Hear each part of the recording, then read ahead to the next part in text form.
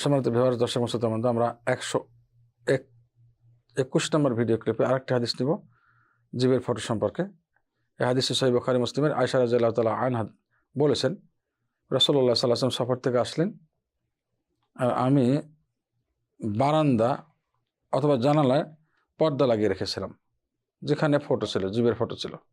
মহানবী সাল্লাল্লাহু আলাইহি ওয়াসাল্লাম যখন দেখলেন এটা, তার চেহারা পরিবর্তিত হয়ে গেল, একেবারে লাল হয়ে গেল চেহারা, রাগান্বিত হয়ে।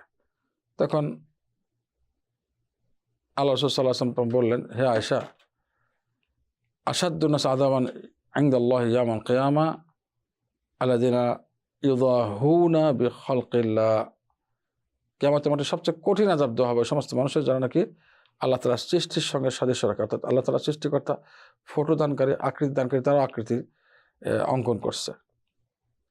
আয়েশা রাদিয়াল্লাহু তাআলা আনহা বললেন, অথবা তিনি বললেন যে আমি এটাকে ওই বারান্দার চাদরটা অথবা জানালার চাদরটাকে কি করলাম, দুই ভাগ করলাম, দুই ভাগ করে বালিশের ব্যবহার করলাম, দুই ভাগ করে। অর্থাৎ ফটোটাকে, জীবের ফটো মাঝখান থেকে যদি কেটে ফেলা হয় অথবা গলা কেটে ফেলা হয়, দুই ভাগ করে ফেলা হয়, তখন আর ওটা জীবের ফটো থাকে না।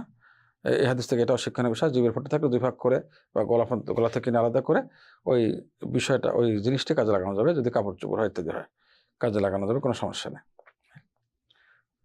তবে আল্লাহ রাসূল সাল্লাল্লাহু আলাইহি ওয়াসাল্লাম ওখানে দেখেই রাগান্বিত হলেন, কারণ কী কারণে রাগান্বিত হলেন এর বিষয়গুলো সামনে আসছে ইনশাআল্লাহ। আসসালামু আলাইকুম ওয়া রাহমাতুল্লাহি ওয়া বারাকাতুহু।